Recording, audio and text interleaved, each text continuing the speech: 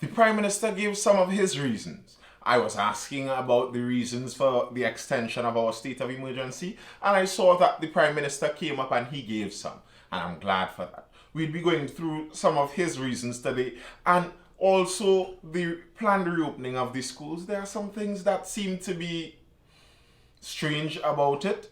It will be interesting to see how it's all going to play out, especially with the state of emergency there. The contemplation I made asking these questions about the state of emergency, that probably might be the fastest any of the contemplations went viral. That one skied up in the views very quickly, and it had some interesting responses.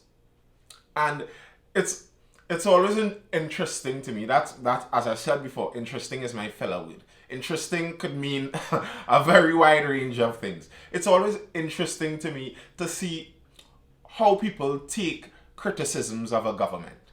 And sometimes I could see in it that some of these people are supporters of the political parties that, or the political party that is making up the government. And you could understand why you would want to defend a party you feel some loyalty to, a party that you believe has some of your interests at heart. But when you're talking about a government, a group of people that are managing this country, they are the people that are saying which direction we are going on or in as a country.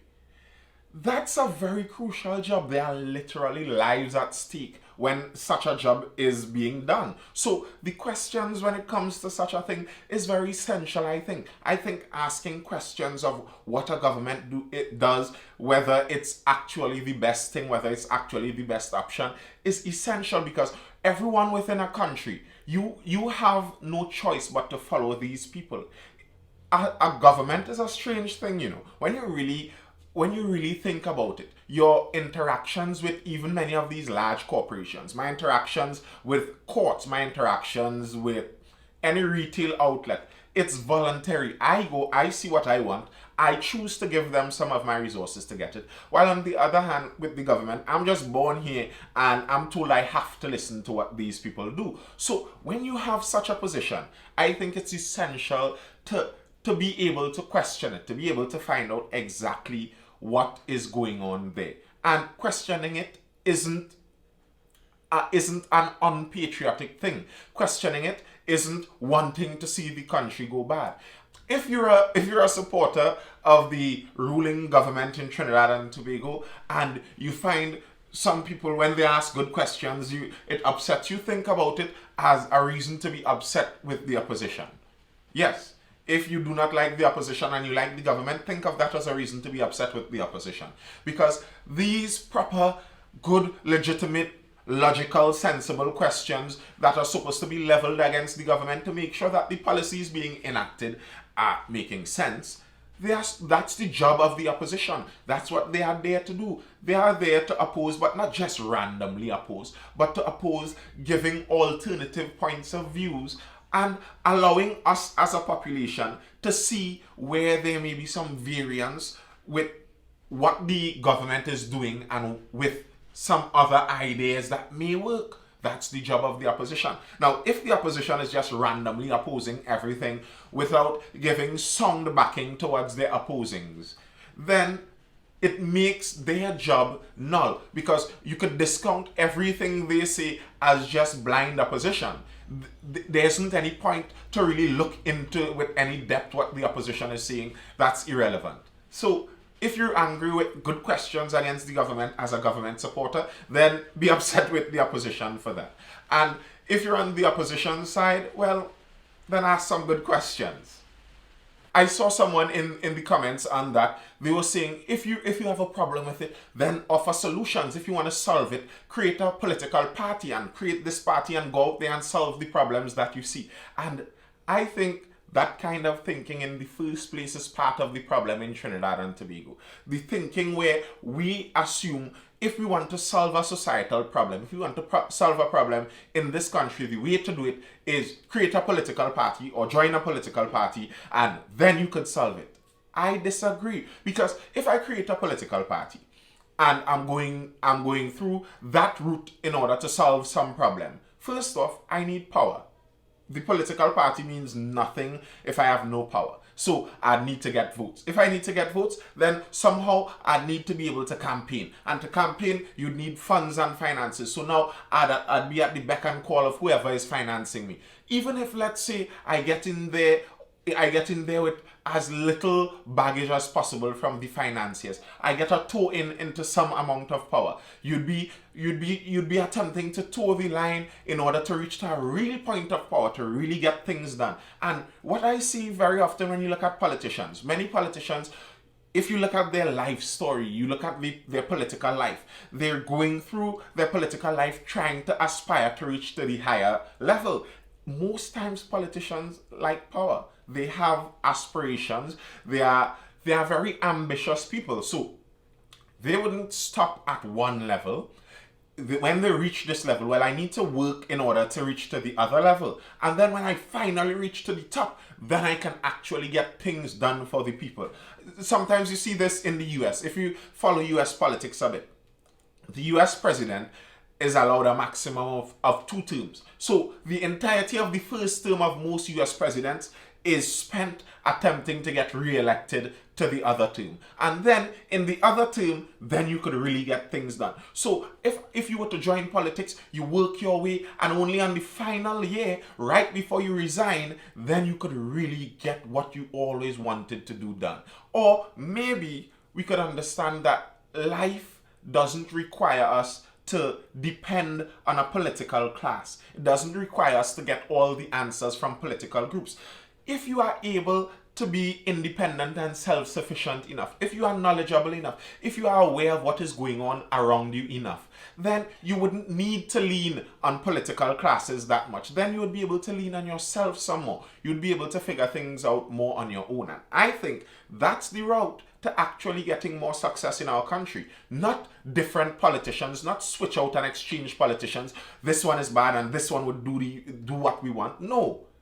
Allow the people to grow and mature as people themselves. And that's where some of the solutions lie. Granted, it's a bit utopian to imagine that everyone would see the light and all of a sudden decide to behave in independent thinking manners, but I would hope more for that solution on individual levels than hope for some political entity to bring the solution. Anyway, that's enough of me ranting. That's not what even the topic is about today exactly. Okay, so let's see what the reasons are that the Prime Minister gave. If you haven't clicked that like button, don't forget to click it. It does help. And drop a comment if you have a comment to make. And if you aren't subscribed yet, do subscribe. PM lays out case for extending SOE maintaining curfew hours. This is an article out from The Guardian. Yesterday, I believe that would have been. If you're hearing some background noise, that's the woes of recording in the rainy season in Trinidad and Tobago and not having a perfectly soundproof room, so you may hear that. Think of it as an ASMR background. We're doing news and ASMR at the same time. Maybe that could spread the channel a little wider.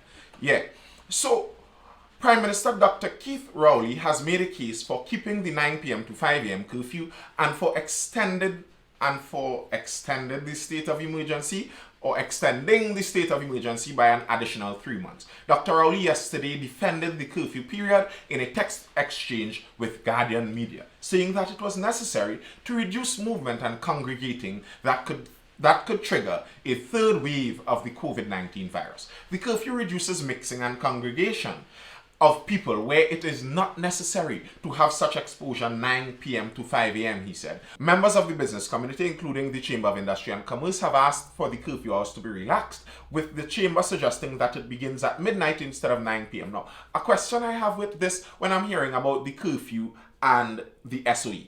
I thought that there was a curfew with the public health orders, the public health ordinances that were laid out since last year. Was I mistaken? Am I remembering incorrectly?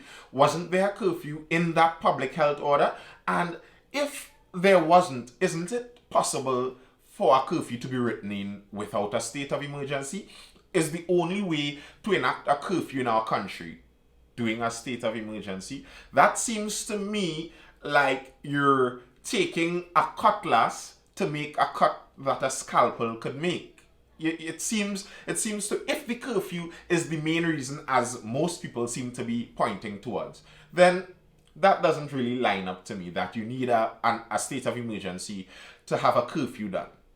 The Prime Minister said the curfew would also suppress the anticipated freedom partying that is sure to follow any removal of the restrictions. Now that I can understand and I can agree with. I've seen that argument, many people saying that, especially with the nature of how Trinidad is, the moment that state of emergency is lifted and people feel like it is not the same stringency anymore, many people are going to attempt to exhale, and the kind of exhaling that Trinidad does usually involves some partying. Now, I'm not sure though that a state of emergency is the right thing to try and get people to behave right in that sense. Because, as I said when I spoke about the state of emergency originally, I believe I recall the same ruling People's National Movement was speaking when the last government, the People's Partnership, was in power, and they called a state of emergency to get a handle on crime.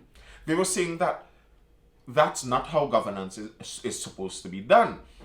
You are supposed to be able to handle this country, handle the policies that need to be made without inhibiting people's rights to do so. That's just the way I see it. I don't think that the government is supposed to be parenting the population where you are grounded because you aren't behaving right. I just don't see that as being part of the government's portfolio. Maybe I'm wrong. You're free to tell me so. Dr. Rowley also said that the extended curfew coupled with the continued vaccinations would give us the best chance to support and sustain the gains we have made so far.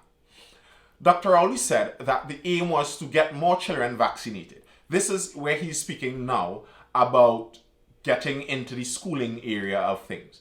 The aim is to get more children vaccinated so that they can get back to school once we hold or improve the infection levels and rate of infection. So that is getting into the schooling side of things, where he is basically suggesting that the aim right now is schooling would be reopened when more vaccinations happen.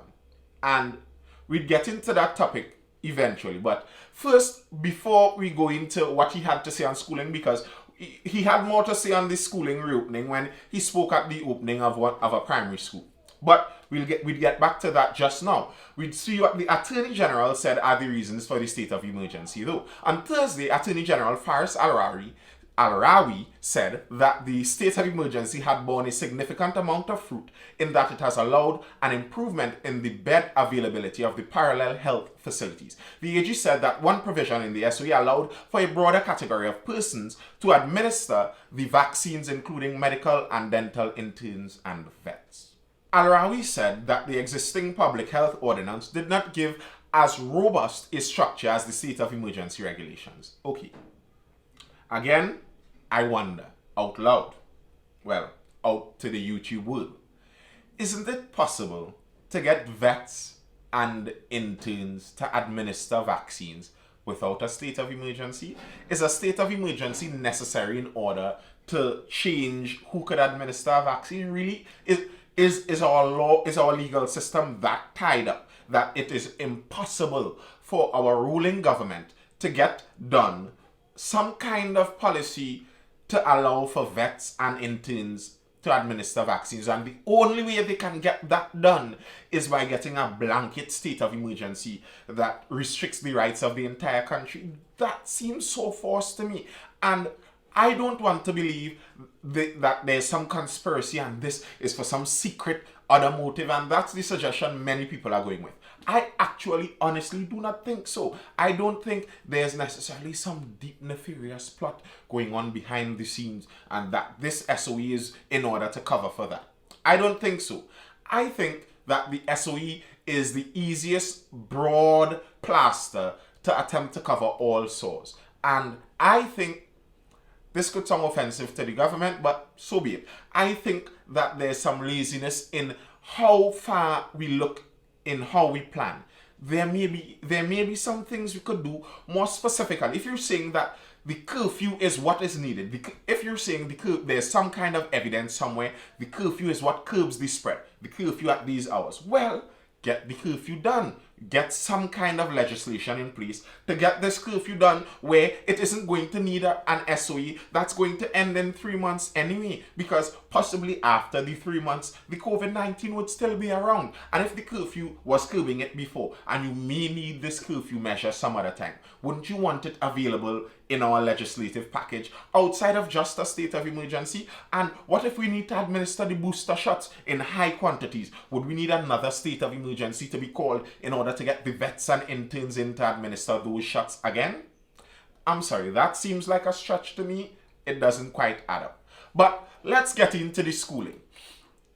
No definite date for physical reopening of schools. Online to continue. No date has yet been set for students' physical return to school, but government is working to ensure that those in upper forms at least can resume face-to-face classes. Prime Minister Dr. Keith Rowley made the disclosure while speaking at the handing over of the newly constructed San Juan Government Primary School. So he was basically saying, well, he said multiple things in this, but one of the things he was suggesting or hinting at was a lot of what is being forecasted for when physical school can be reopened has to do with the vaccination levels of the students.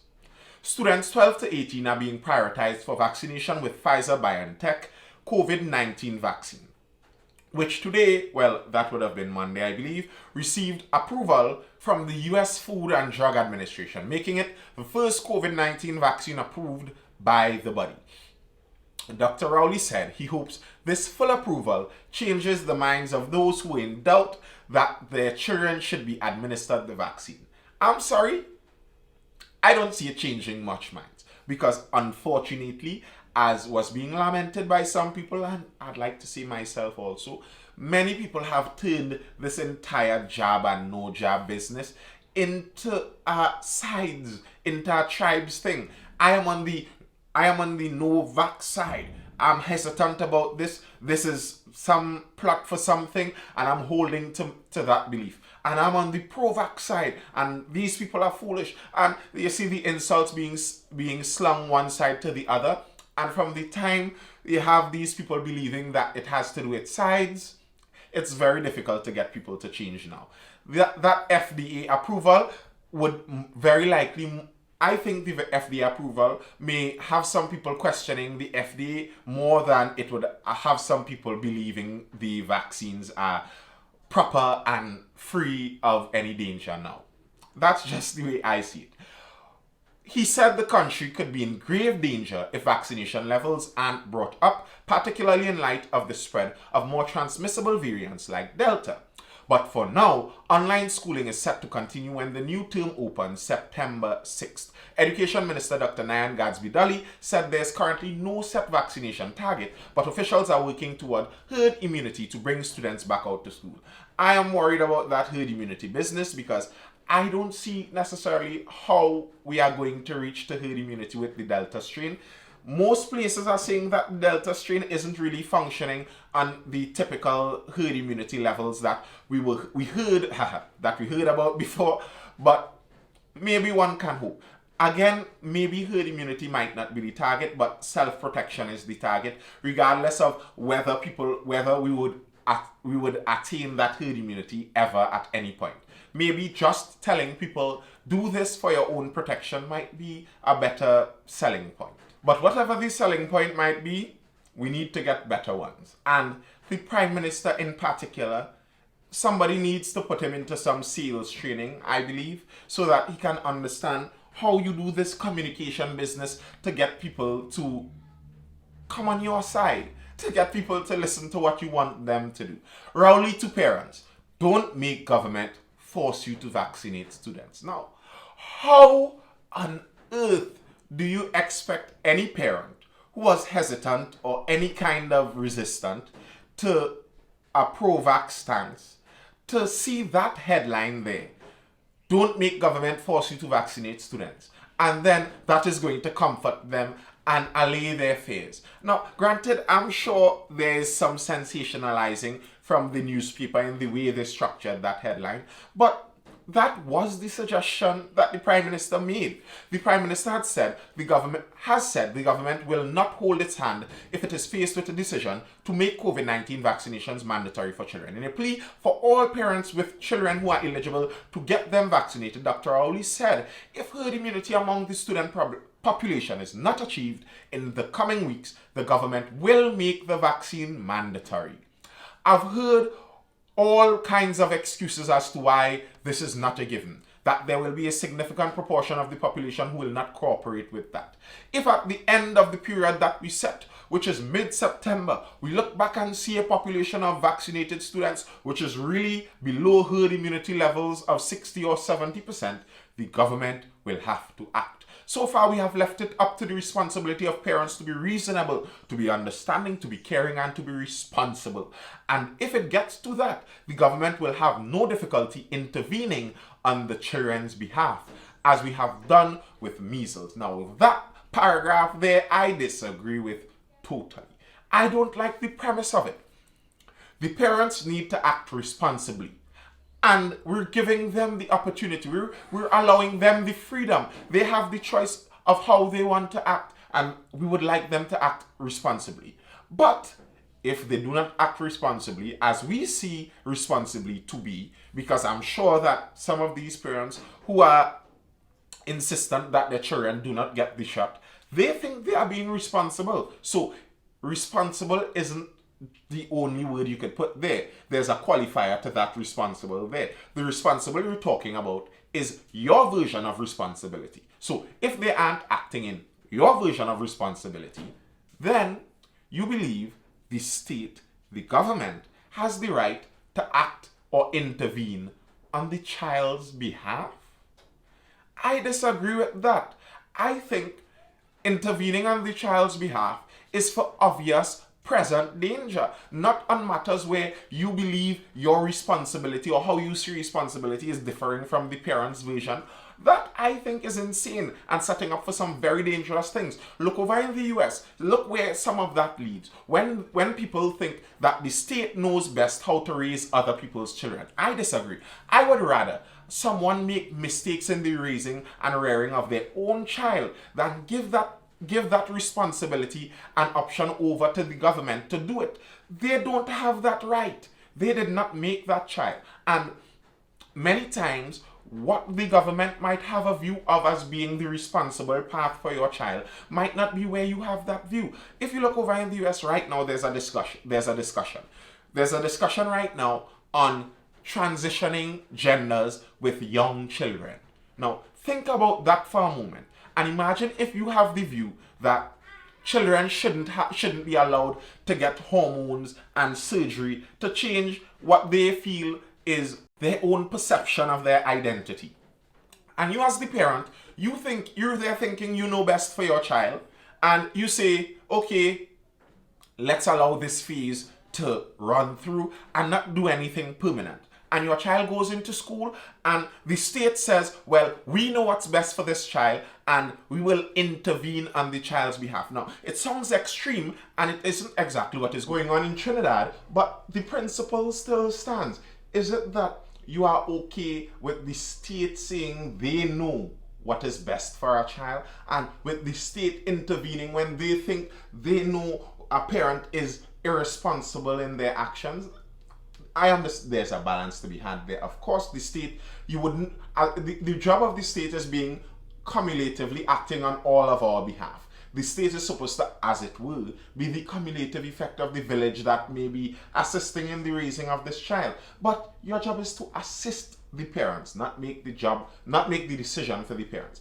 And some parents are of that view too. Mendoza, parents won't take threats lightly. Clarence Mendoza, head of the National Parent Teacher Association, told Newsday that such a move, as suggested by the Prime Minister, would put the country into a state of unrest. He cautioned Rowley, I don't think any citizen will take any threats lightly coming from the government. And I say threat because that's how it came across. I think our Prime Minister should have brought it across to our citizens in a more amicable manner. more reasonable and understanding, instead of making it sound like he's now taking over as a dictator. After those comments, our nation and parents will be very uneasy, and that's for those who took their children willingly, those sitting on the fence, and those who are plain not going to get their children vaccinated.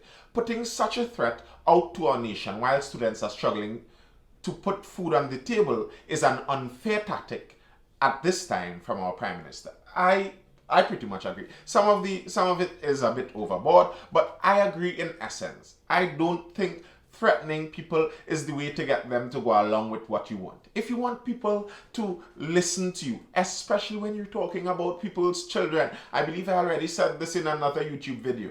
When you're dealing with people's children, listen, the people could be wrong. It does not matter.